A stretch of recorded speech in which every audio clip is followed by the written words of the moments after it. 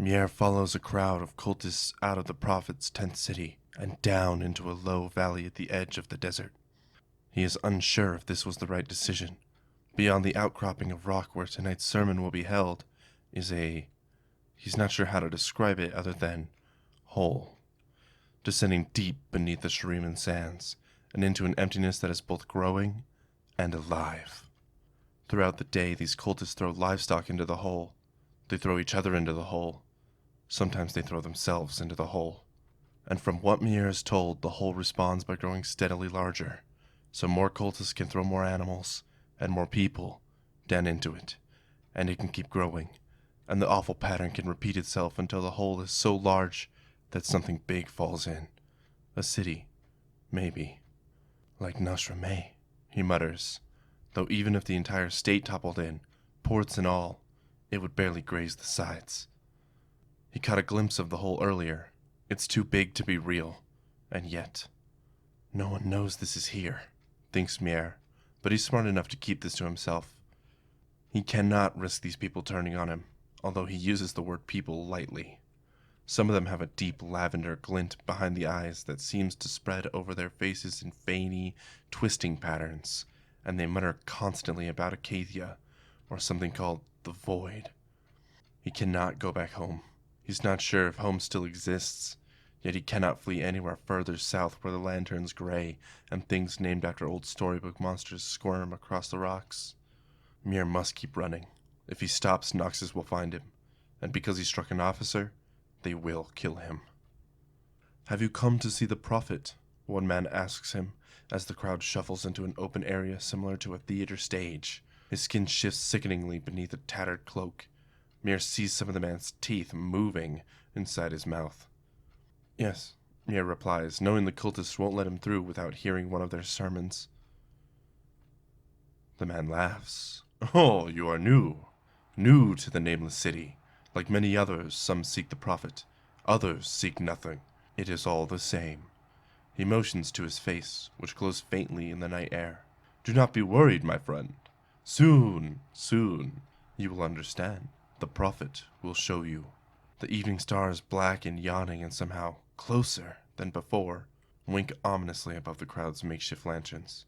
Beyond this light there is the desert. Beyond that is the hole.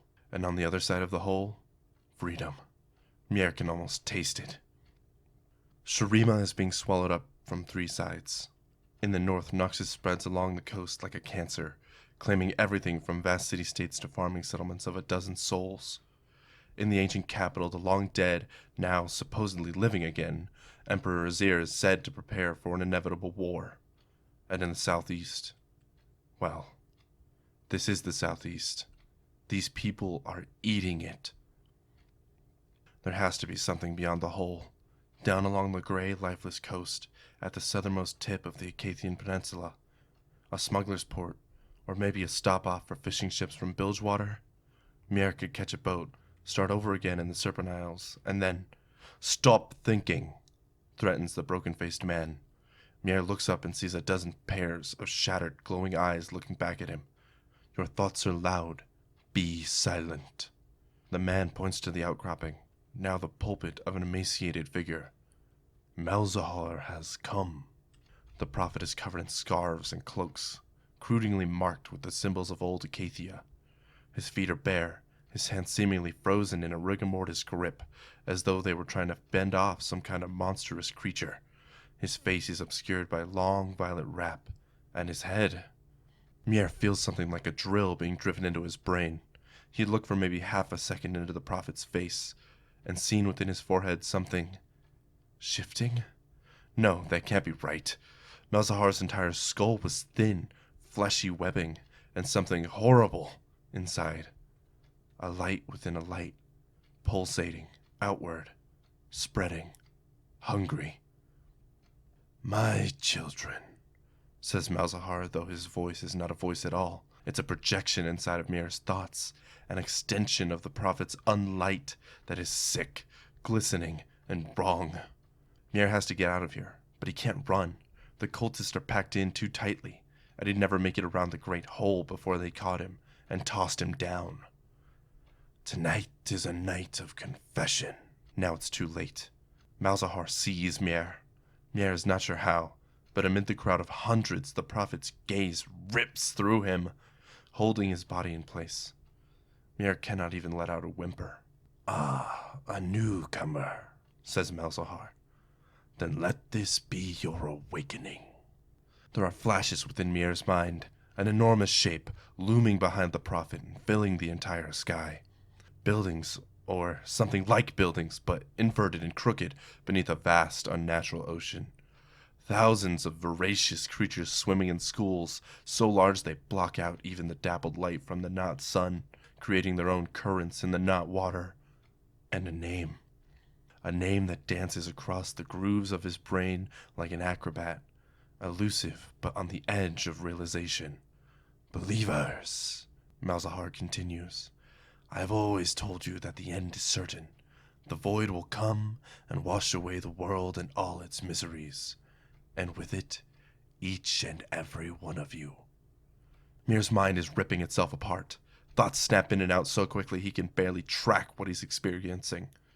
Wings, spiders the size of wolves, a figure floating beneath Shurima, a confrontation.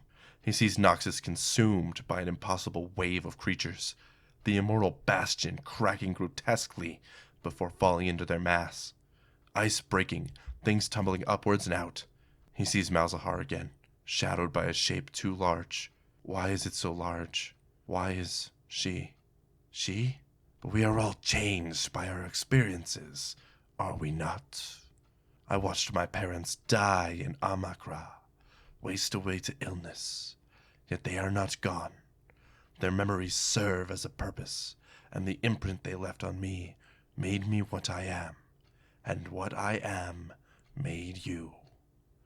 The shape looms larger. It's not physical, no, but Mier's mind holds desperately onto anything it can, something to anchor itself and escape the prophet's suffocating weight. The void has tasted these memories, and it wants more. The cultists throw their arms upwards, and the stars wink closer than ever before. Mier must hold on.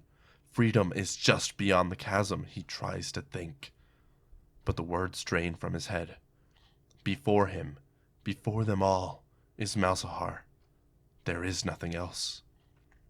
The void has embraced a new form, a new possibility.